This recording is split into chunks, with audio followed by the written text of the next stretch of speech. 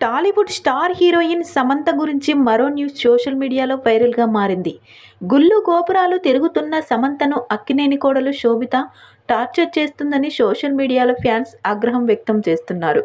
ఒంటరిగా ఉంటున్న సమంతను టార్గెట్ చేసి శోభిత నరకం చూపిస్తుందని మండిపడుతున్నారు. దీనికి కారణం లేకపోలేదు.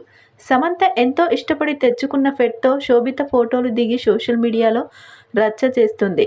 హ్యాష్ అనే పేరు గల కుక్కను అక్కినేని నాగచైతన్య అలాగే సమంత ఇద్దరు భార్యాభర్తలుగా ఉన్నప్పుడే తెచ్చుకున్నారు. ఆ కుక్కను సమంత ఎంతో ప్రేమగా పెంచేది.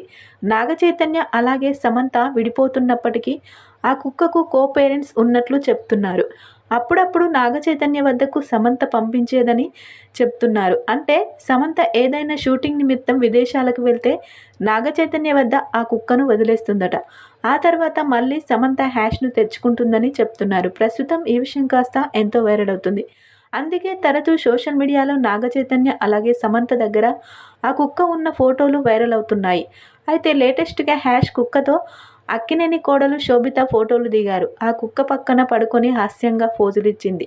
శోభిత ఫోటోలు దిగారు. ఆ ఫోటోలు సోషల్ మీడియాలో అక్కినేని నాగచైతన్య షేర్ చేశారు.